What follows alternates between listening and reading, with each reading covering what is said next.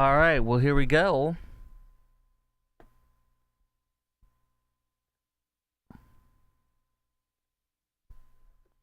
Okay. Welcome to the show. Sorry for my choppy start here. Another illegal trucker, has just been arrested for killing 3 people this time in California. And how much you want to bet he got his license from California, I don't know. But here is the audio from this. The first thing I want to do is play this for you, and then I'm going to give you the breaking news that Fox News' Bill Melugin just reported. Here we go. This is ABC 11 in Los Angeles today. Exclusive dash cam video, which is now the subject of several law enforcement investigations. It shows the moment a red semi-truck plowed into a number of vehicles on the westbound 10 freeway in Ontario just after 1 p.m. yesterday. The CHP told the LA Times the driver of this big rig is a 21-year-old man who is now under arrest on suspicion of driving under the influence of drugs. A total of 4 semis were involved and also 4 passenger vehicles, one of them exploding in flames. 3 people were killed and 4 others were taken to local hospitals. This horrific crash happened just east of the 15 freeway and shut down all westbound lanes for more than 12 hours. Thousands of drivers were trapped in the gridlock just as the evening commute was getting underway. It's also near... Breaking news this evening from Bill Melugin, Fox News. Per multiple ICE sources, Jajanpreet Singh, the semi-truck driver suspected of killing 3 people in a DUI crash on the 10 freeway in Ontario, California yesterday, is an Indian illegal immigrant who was caught and released by at the California border by Joe Biden so that he could kill 3 Americans in March 2022. DHS photo of him attached via federal sources. I don't have that photo in my thing here. I'm told ICE is placing a detainer request on him with the San Bernardino County Sheriff's Department, where he's in custody of suspicion of DUI, causing great bodily injury, gross vehicular manslaughter while intoxicated. He's not been formally charged yet. This is another illegal driving trucks that are murdering us. There's something that happened in Dallas-Fort Worth and Plano that I think could end up being the same thing. I'll get to that in a minute. Police say that Singh was speeding and under the influence, never hitting his brakes when he crashed into slow-moving traffic on the freeway, causing a devastating, deadly chain reaction that killed 3 people. The victims have not even been identified yet. God help them and their families and bless them. This also happened in Dallas-Fort Worth yesterday, and I got to tell you, I think this isn't illegal. I have no idea if it is, but I'm going to tell you I think it is because he did a hit and run, and he killed somebody. Fatal hit-and-run crash on the Dallas North Tollway Tuesday morning killed 47-year-old Juan Quiroz. 18-wheeler made an unsafe lane change, resulting in his car getting slammed up, I think turned over, and he was killed. The reason why I think this is probably an illegal trucker is because there are so many illegal truckers out there. Let me give you an example. So we're going to watch that Plano one. How much you want to bet it's going to be an illegal? The only other possibility is probably that somebody was on a suspended license or was intoxicated. But really, I'm going to guess it's an illegal. And I'll tell you why right now. Oklahoma, I mentioned this the other day on the podcast, but you just cannot hear this enough. It's very important. You may have missed this.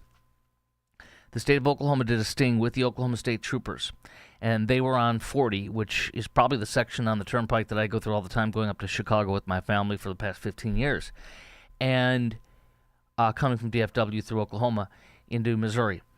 And they did a sting with Oklahoma State Troopers. They pulled over every truck, and they, in the first day, I think in the first 3 hours, they nailed 7 or 17, I can't remember the number, 7 or 17 illegal truckers. They had so many truckers in so little time, they filled the lot. They had no more room to put the trucks. 2 or 3 days later, they did another sting, and they nailed even more, a lot more.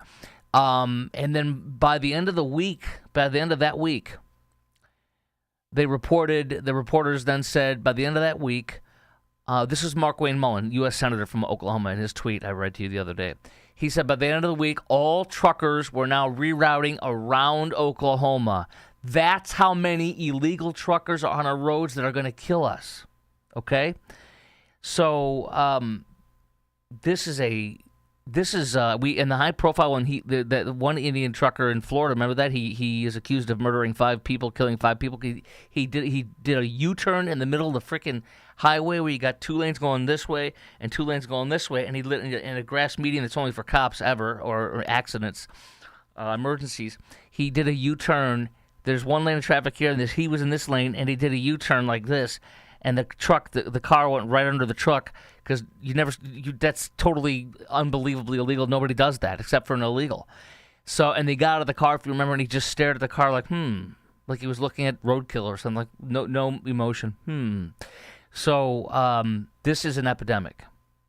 And then Mark Wayne Mullins said that almost all the license they got from illegals were from California or New York, and literally there was no name on the ID. It said no name.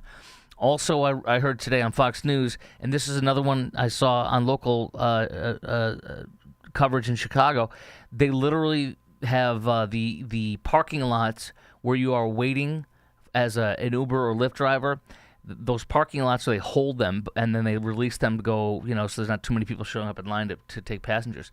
It's less than half full or something like that because half the people, or 3/4 of the people that drive Uber and Lyft are illegals. They get a friend or somebody they pay that is an illegal to give them their information and sign up on Uber or Lyft, and then they use their identity.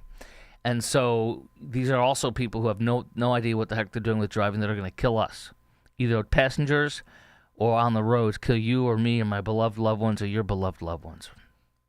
It's so angering and disgusting to me.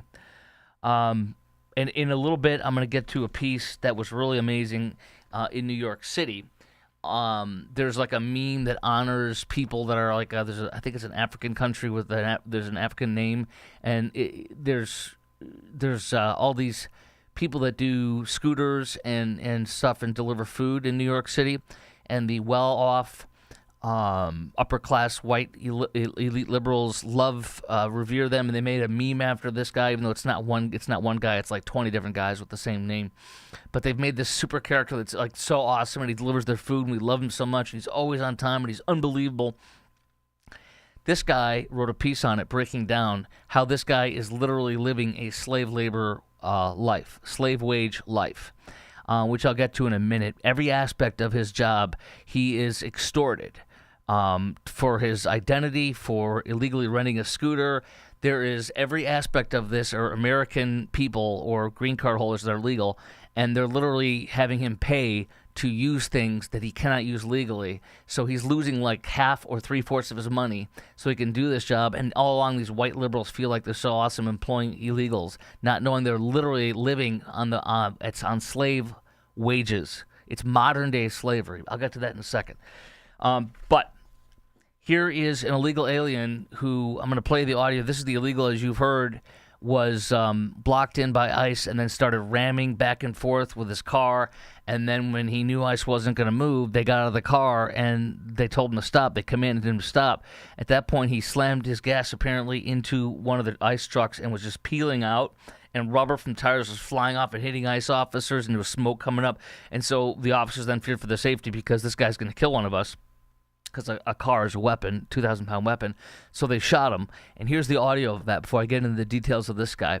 This happened, of course, in L.A. a day or two ago. Where is this guy? Here we go. This is it right here.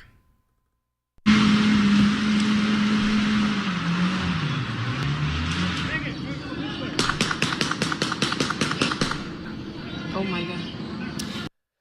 He was hit, as you know, if you've heard, in the elbow, and one ICE officer's hand was hit by a ricochet from a bullet.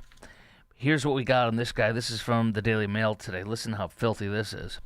This illegal was given an award only a couple weeks ago by the L.A. City Council for exposing ICE raids on social media. He was charged with assault on a federal officer from that, what I just told you about. He was hailed just a few weeks ago as a pillar of our community by the LA City Council, one of their members, recognized for his, quote, unfiltered portrayal of real life on social media. He has 134,000 followers on TikTok. He had avoided capture before ICE was trying to cuff him and stuff, and he somehow got away. So this is an illegal who has needs to be deported and escapes. They surrounded him, as I mentioned, with 3 law enforcement vehicles. Federal agents approached, gave him the orders to exit. He ignored that, drove his Camry forward and back, hitting 2 of the law enforcement vehicles. Then they tried to break the side window to yank him out and stop the car. He still refused to submit. Then he drove his Camry more aggressively forwards in the law enforcement vehicle, like I just described, and everything was peeling out. The tires were aggressive acceleration. So this is why they shot him and wounded him. If he's convicted, he's been charged with assaulting an officer. He could be jailed for up to 8 years. He needs to be jailed for 8 years, then deported. He's a Mexican illegal. And here's what's great. This is how pathetic this whole thing is. He has an attorney, and his attorney says the family is hurt. The family is scared. Why? Your dad's an illegal. He tried to assault and kill possibly ICE officers with his vehicle. Quote, this man works hard, has 2 kids, U.S.-born, anchor babies. No criminal record whatsoever. He does now. Never been in trouble, and goes outside and does things that he does normally, and all of a sudden he's struck by a bullet. He's just walking down the street. Pow! You're brown. Pow! They lie so much, don't they? You'll hear Pritzker do that in a moment. Governor Pritzker from Chicago and Illinois. He exemplifies what it means to serve your community with courage and heart, said the LA City Council member that honored him. We stand in solidarity with him and his family during this difficult time. It's sick, isn't it? It's truly sick.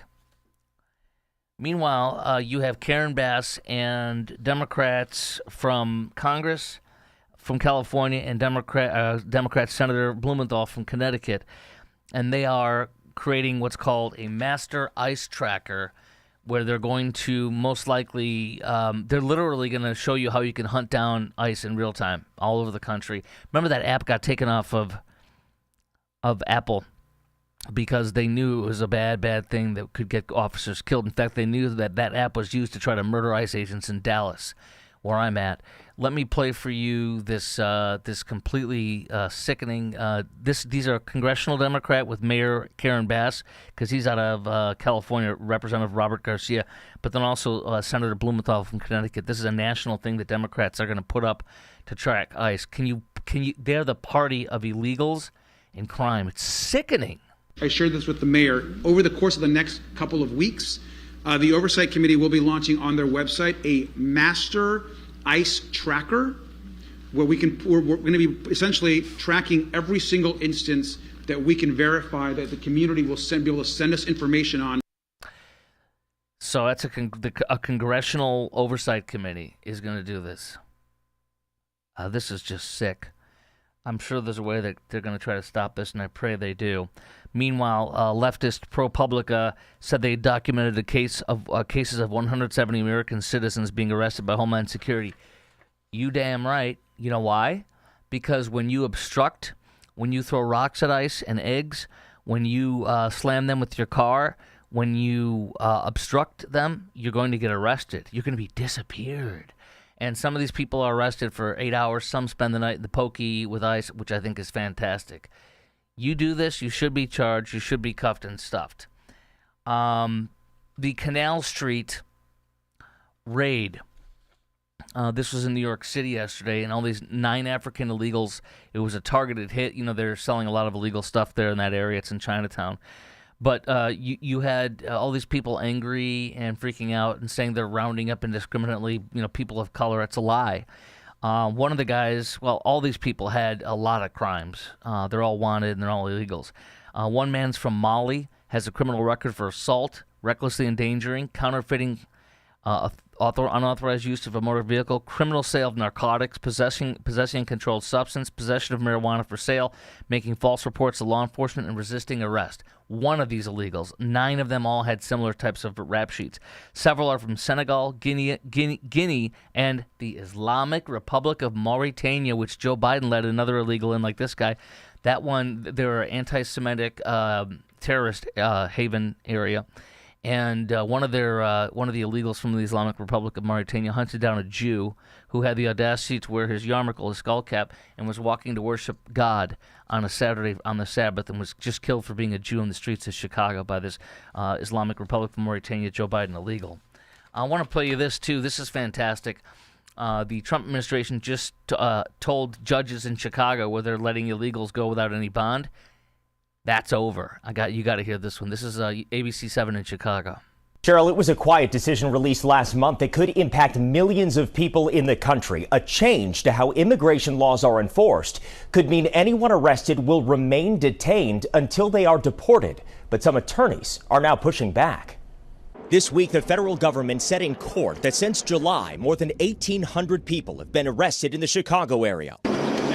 But having their day in court is not a guarantee. The immigration court is convoluted. It does not fall under the judicial branch. It falls under the executive branch. Separate from criminal court, a person's rights are much more limited. ABC 7 chief legal analyst Gil Sofer. The proceedings in an immigration court, they're not criminal, they're civil. The question isn't whether someone has committed a crime. The question is whether they can be deported. And the rights are different. Now, a new immigration court directive could keep people detained much longer before they're deported. In September, the Board of Immigration Appeals, the top administrative body which interprets and applies immigration laws, released a new decision. For the first time in American history, the court ruled immigration judges can no longer grant bond for undocumented immigrants who enter the U.S. without authorization, all but guaranteeing mandatory detention for those detained. It is a monumental decision. It's a change in approach for sure. DHS calling the ruling, quote, a big win for our ICE attorneys, securing our ability to detain illegal aliens until they are deported. But immigration advocates and attorneys say it's a total sea change. It overturned decades of case law, of regulations and laws. Judge Payton is a former assistant chief immigration judge who was fired by the Trump administration this past July. She says without cause. Now she's in private practice and says undocumented people seeking a bond hearing have to hire an attorney like her to file petitions in federal court outside of immigration court to try to get relief. I mean that the federal courts review the decision of the immigration court and tell them that they're wrong and they should hold a bond hearing. It felt very dehumanizing. Tonight at 10 p.m., the I-Team looked. All right, good enough. The point is, if you're an illegal and you're arrested, there's no more bond. You're staying in jail until you're deported. This is so awesome. Every single scintilla is being done to stop all illegals and get them out of this country. Speaking of which, I have real good information on this. Over 515,000 illegals so far have been deported. Over 1.6 million self-deportations. So if you total that up, that is literally 2.1 million in 1 year, less than a year. Thank you, God. You have no idea. Over 480,000 illegals arrested. I don't know how many of them are deported, so it's possible we could get to 2.2 or 2.3 million or more by the end of the year. That is exactly what we need. Although how many more millions are going to deport? We have 1.6 million self-deportations. My prayer is that you get the same thing next year because it's only going to get worse and worse for the illegals, and I could not be happier. I love that these ICE enforcements are all over the news all the time because it's putting fear and terror into illegals, which it should, because you need to leave this country. You have broken the law. Get out. Here's the leftist Zoran Mandami voters who love their illegals. This is a great little column by a guy in New York City about people that are so giddy about the illegals that deliver on mopeds from West Africa. They're from Venezuela, Ecuador, and in West Africa, they are not illegally allowed to work. For example, the New York Times followed one of these guys, a Venezuelan father. Listen to this. It's slave labor. And the white liberals are so excited about this. His guy says they're upstairs, people in their $4,000 a month apartments track their Uber Eats orders on their phones. Your Thai curry is 6 minutes away. The New York Times talks about a Venezuelan dad who pays $400 a week to rent an unlicensed moped. He also pays another $150 a week to borrow a stranger's Uber Eats login because he's an illegal. So right there, just for Uber Eats login and just for a moped, he's spending $550 a week of his wages. So what is that, guys? That's $2,000. That's $2,200 a month he's spending. Can you believe this? $2,200 a month, which is 22,000, 24, 26. This guy's paying like almost 27. This guy's paying like $27,000 to $28,000 a year just to have a moped that's illegally being driven and Uber Eats login. and the liberals think they're taking care of him. After his 12-hour days, 7 days a week, this guy works 12 hours a day, 7 days a week. He clears barely $300 a week. This illegal is clearing barely $300 in 1 week. $1,200 a month. This illegal is living off of like $16,000 a year. When police seize his bike, as they have more than 7,000 times to various delivery drivers this year, he loses his livelihood overnight, but he still owes the broker for the bike. Now he owes probably a couple thousand or more, in addition to the slave labor wages. Most illegals don't own their vehicles. They lease them from small-time brokers for $300 to $500 a week cash. Many have no insurance or registration. When the New York police sweep them up, owners simply replace confiscated bikes and they raise the rent on the bike. Someone with legal status can open an account for the apps that like the driving apps. What do you call it? Uber and stuff. You need a social security number and a verified bank account. So somebody with legal status opens the account, verifies their ID, and rents out their login. Illegal migrants pay between $100 and $200 every 2 weeks to them, sometimes as much as $500 a month. So they're losing everything they're earning. They're slaves. And this is what the white elite liberals love. The money lands in the legal account's holder's bank. So they don't even get the money, the illegal. It goes into their bank. Illegal migrants get paid later minus a service fee if the intermediary doesn't just disappear with his money. Many owe smugglers thousands of dollars. One Venezuelan says he borrowed $1,500 to be smuggled. Now he owes him $3,000 with interest. There are no 1099s, no payrolls, no revenue for the city or the state. There you go. Slave labor. Great column. Sad, isn't it? But the white elite liberals have like I said, there's a meme they have about this faux character who's a hero delivering their food. Oh, we love our illegal. Yeah, he's a slave. Sick, isn't it? By the way, Texas found more than 2,700 people that are possible illegals on a federal cross-check. Joe Biden would never allow us in Texas, even though we requested it. There's a federal database we can use to see if somebody's an illegal and compare that to our voter rolls. And that's how we believe there's more than 2,700 people in the state of Texas that could be illegals, that could be registered to vote, and could be voting. So that's going to be a big thing. They're working now with the county election officials to back check to get confirmation that they're illegals and this and that. So that is very fascinating to me, obviously, and to you, I'm sure. Okay, let's go to construction at the White House. I love this one. Oh, here's Pritzker real fast. I forgot to do this one. Pritzker saying illegals, talking about how we're all Nazis and Trump is a Nazi. What an embarrassment he is. People have criticized me for talking about the Nazi regime. This is what happened. People's rights started getting taken away. People got accused of being immigrants. This is before the Holocaust really took place. People were accused of being immigrants, and then laws were passed to limit immigrants. So is he saying that we have to let everybody in wants to come in illegally? And if we don't let everybody from all over the world come in, then we're Nazis? That's what he's saying. He's invoked the fact that he donated to a Holocaust museum, and and that he's Jewish, and that somehow provides him cover to call. What a sick embarrassment, though. What a sick embarrassment that he is. Okay, the White House construction, everybody's freaking out. This is great. I love them freaking out. I like that they're mad. Skeletor, or what's her name? What's Maria Shriver? She looks like a skeleton. I call her Skeletor. Or Skeletorette, I don't know. She looks like Skeletor, the character from He-Man, because she's that just like a massive jaws and nothing, no fat. All she's like she's starving. And she was like, I'm speechless. I can't believe I'm so mad. In 1902, Theodore Roosevelt built the West Wing. He just built it. He decided to build the West Wing. It didn't exist.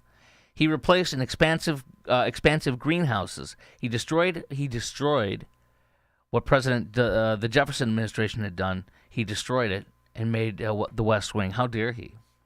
In 1909, President Taft remodeled and expanded the West Wing. How dare he rip it apart and remodel it and expanded it? Can you imagine how bad that looked with the walls ripped out? It included construction of the first Oval Office. He just made up an Oval Office. How dare he? In 1913, President Woodrow Wilson, and people will say, well, it's the Oval Office. Oh, so when somebody rips something apart and makes something up at the White House that you like, then it's okay. But when and you haven't even seen the product on Trump yet, and it's going to look amazing. In 1913, President Woodrow Wilson demolished the Colonial Garden and changed it into a rose garden. How dare he destroy the Colonial Garden?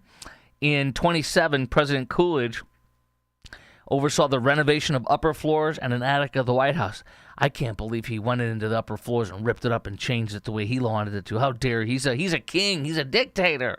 In 1929, President Herbert Hoover remodeled the West Wing. In 1934, President Roosevelt overhauled the West Wing, adding a second floor. He's turning it into a trailer park with a second floor like a hotel. It's a sleazebag hotel. He also made a larger basement, and he put a swimming pool. How dare he put a swimming pool? And this is his personal kingdom, his fiefdom. In 1942, President Roosevelt constructed the East Wing. He made up the East Wing whole cloth. In 1942, it never was. And so now comes Trump. How dare he? And there's more in here, but how dare he rip down something that was put in there in 1942 by Roosevelt, as if Roosevelt is God and we can't touch it. In 1948, Truman undertook a total reconstruction. He ripped apart the entire White House, leaving only the walls. If Trump did that, what do you think these idiots would do? Holy wow. But it's okay when Truman does it. The newspaper headline, Dewey defeats Truman, is in my head now. Fake news then, fake news now. In 1970, President Nixon converted the swimming pool into a press briefing room. How dare he? In 1973, he added a bowling alley in the basement. Again, how dare he? In 1975, President Gerald Ford installed an outdoor swimming pool on the South grounds. How dare he? And then in 2009, President Hussein Obama resurfaced the grounds tennis court into a basketball court that nobody uses. Added the White House kitchen garden on the South lawn. The point is, this is done all the time. It's just when Orange Man does it, it's so bad. Oh, it's just so bad. What do I have for you next? Oh, here we go. This is Representative Catherine Clark. She's a Democrat from Connecticut. She's the number 2 ranking Democrat in the House. Here she is explaining that she knows families, military members, and government employees are suffering, and women, infants, children, the WIC program, and food stamps, and all that stuff is suffering. But she knows you're suffering, but she needs to do it for leverage, because that's what Democrats do. They make people suffer, families suffer for leverage. Shutdowns are terrible. And of course, there will be, families that are going to suffer. We take that responsibility very seriously. But it is one of the few leverage times we have. I am grateful for her saying the quiet part out loud and telling us the truth. Boy, is she going to get in trouble for that. I love that. Here's Jen Psaki saying some really sickening things about Usha Vance, who is, I think she was like a Yale Law School graduate or Harvard or whatever, and clerked under, I think, John Roberts, Chief Justice John Roberts. So she's a brilliant woman, a very successful woman, and somehow she is being kept hostage by J.D. Vance. Really? I think the little Manchurian candidate, J.D. Vance, wants to be president more than anything else. Yeah. This is a guy who didn't know if he wanted to run for Senate, and Charlie Kirk convinced him to run for Senate and said he would back him. This is a guy who never imagined that he would be running for vice president, was picked out of thin air because of Charlie Kirk and Don Jr., who wasn't even on the radar of anybody until it came out publicly. And somehow he's scheming, and he's a Manchurian candidate, and this is what he's always wanted all his life. Yeah, like when his grandma was raising him up, and his mom was a drug addict on heroin. Yeah, he's just done nothing from that poor white trash Appalachia, done nothing but scheme. Jen Psaki, you caught him. And he's a horrible abuser of Usha Vance. I always wonder what's going on in the mind of his wife. Like, are Agreed. you okay? Please blink 4 times. Yes. We'll come over here. We'll save you. Is it because she's brown that they think she's helpless and needs saving from a white lady? Is it because she's a conservative Republican and a conservative Catholic woman that they think that she can't be on board with J.D. Vance? What is it about these white elite liberal women? And I saw the host for a second. They did a camera on both. The host is a white lady. What is it with these elite liberal white women, these awful, affluent white liberal women, that makes them think that they know what's best for brown ladies?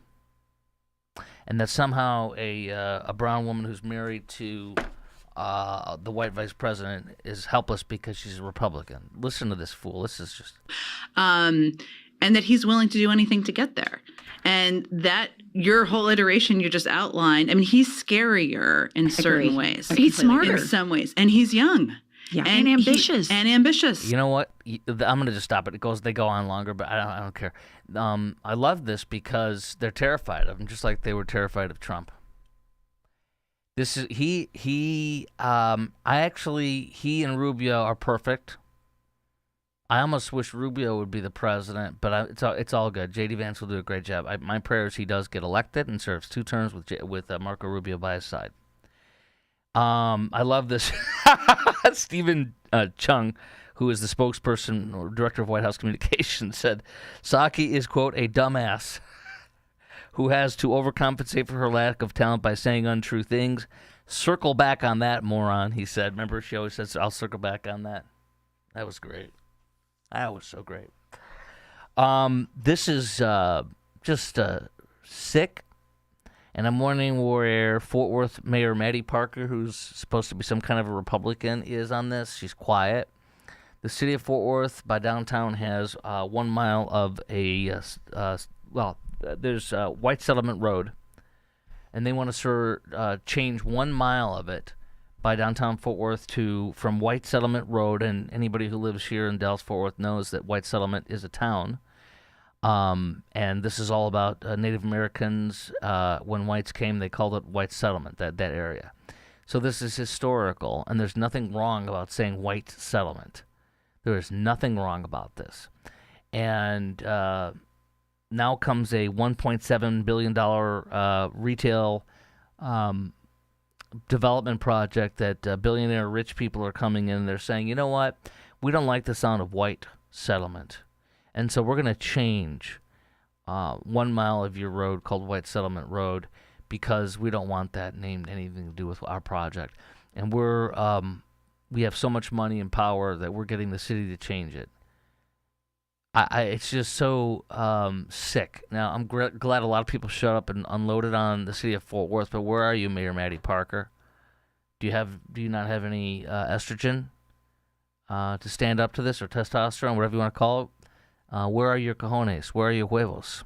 If one is offended by the word white, get over it or move. White Settlement Road has historical significance, just like our beloved Fort Worth. Fort Worth's small and mid-sized businesses form the backbone of our economy. A name change may seem symbolic, but for us, a distribution with long-term effects on operations and customers and employees. Yeah, that's there's a lot of small business owners. They're going to need to be changing all sorts of stuff.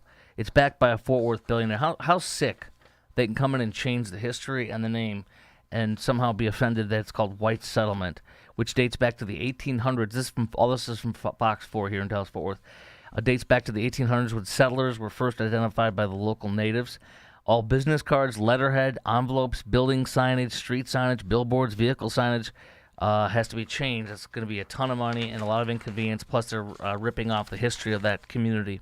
And I think it's pathetic. Nonetheless... Oh, they're like, well, the billionaire guy says the company says they're going to help them with the cost. Yeah, they're going to help them with the costs? Yeah. Are they going to pay all the costs? Even that, it's coming in and crapping on a neighborhood is what it's doing.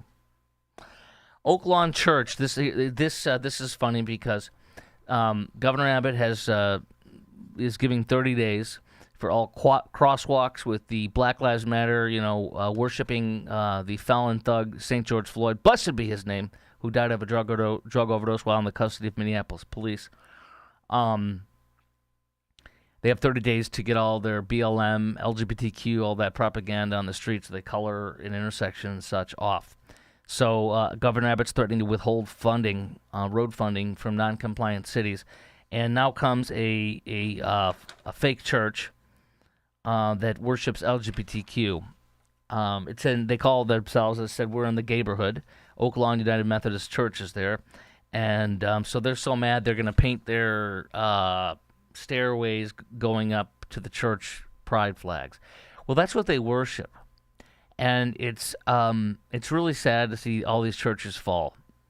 And whether it be in Plano, driving by, whether it be all over the place, or in North Dallas, you see these churches that worship LGBTQ. That is what they worship. They do not worship God.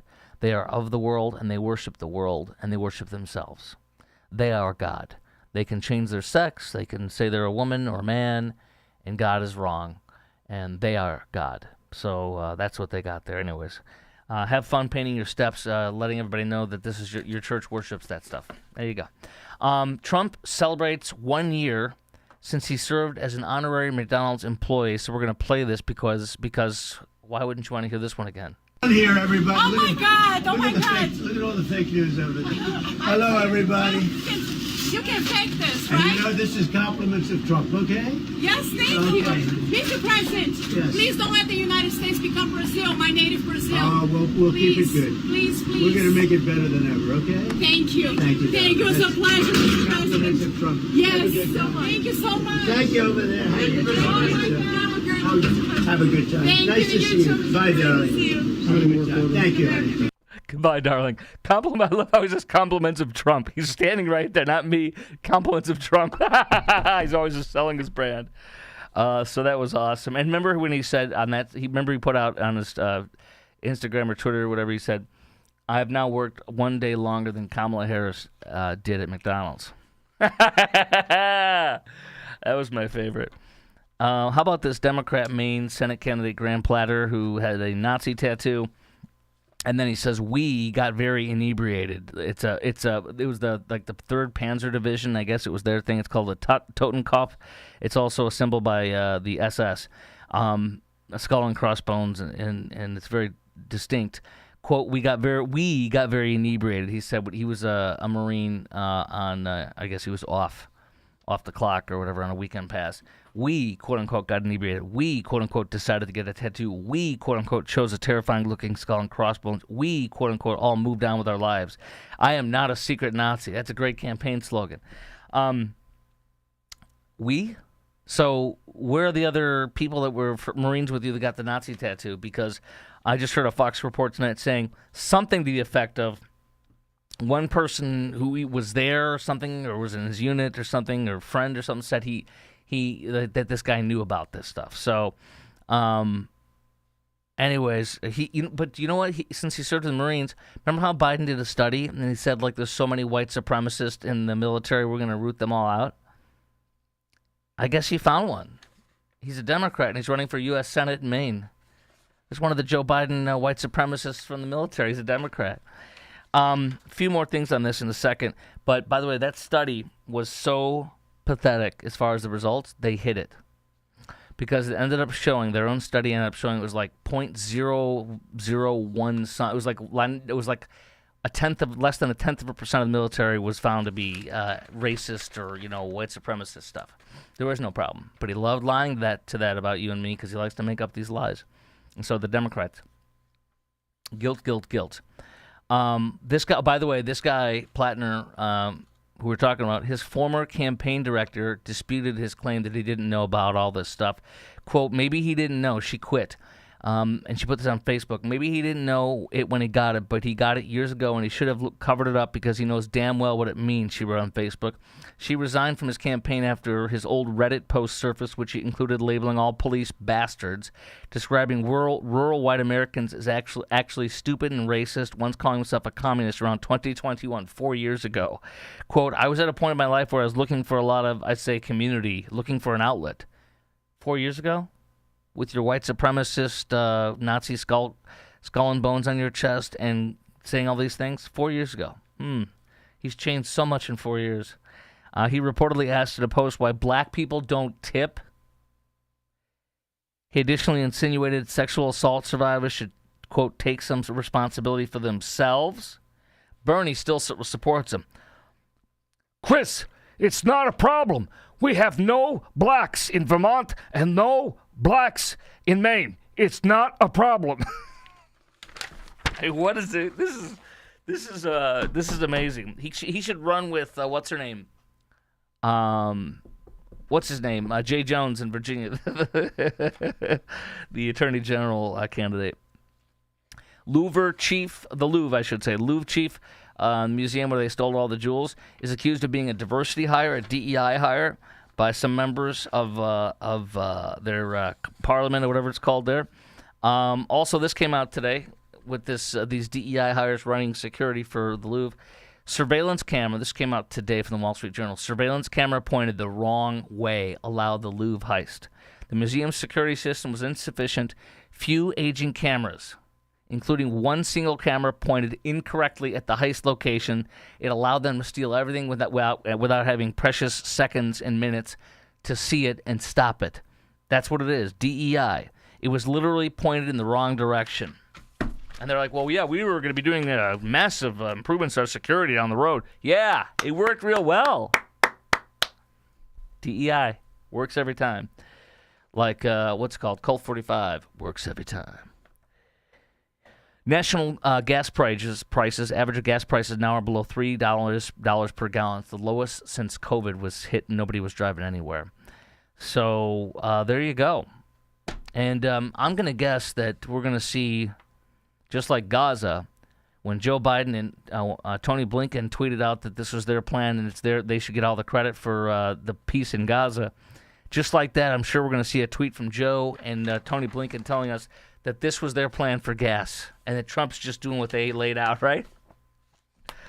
Trump is suing the Justice Department, demanding they pay him $230 million for all these millions and millions of dollars and all these false illegal legal cases, including 2016 with the FBI tapping his campaign, Russia, all that stuff. Also, the second complaint is Mar-a-Lago searching it, alleging that he mishandled sensitive records. An ethics professor at Pace University says, "What a travesty!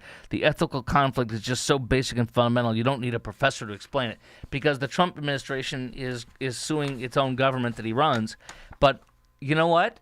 It's an unprecedented situation, just like the illegals. An unprecedented invasion begets an unprecedented deportation. Like this, unprecedented legal prosecutions that are bogus against a man because they want to stop him from being president for a second term beget unprecedented settlements. I got no problem with it. Japan's first female leader. I have a heart for Japan a lot more because my son was there for 4 months and speaks Japanese, and he's at the second highest level of proficiency. There's 5 levels. He's only one away from being the most proficient. I'm proud of him. He loves Japan. He did what do you call it when you study? He studied abroad in Japan for a semester, which their semester was like 4 months long. Japan's first female prime minister was just elected. She's badass. She was a drummer in a heavy metal band when she was in college. She's very conservative. She loves Margaret Thatcher. She wears blue suits in honor of Margaret Thatcher, and she is a protege. This is what's really cool too. She was a protege of the late Prime Minister Abe Shinzo. Trump loved Shinzo Abe Shinzo. He loved him. So this is great. Also, she said, quote, Japan will not take in Islamists or illegal migrants, and that fake refugees must be sent out if Japan is to stay Japan. So she's a Trump. She also rode a motorcycle, too. That's pretty awesome. Good for her. John Brennan, speaking of Russiagate, John Brennan has now been referred from Congress. They've given a DOJ criminal prosecution referral for criminal prosecution because he lied under oath to Congress. He lied to Congress. I'm sure that's under oath too, but he lied to Congress, which is a crime with that. And I look forward to him getting indicted on that and being charged and hopefully going to jail for what he did. Cracker Barrel CEO explains short-lived logo change. This is awesome. This woman is such a liar.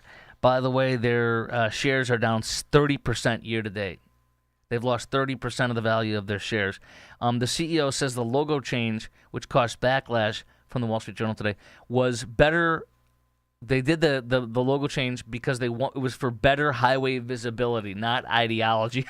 Nobody believes that. That's great. That's a good comedy routine right there. Last but not least, we blew up another boat. This time it was on the Pacific side of South America, a boat coming out of Colombia, and it was a drug boat. 2 killed, boat sank, and this is now the 8th boat strike, 34 dead.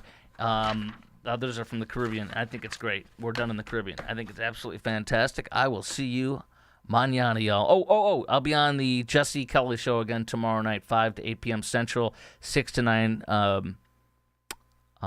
East Coast, on 220 stations, including like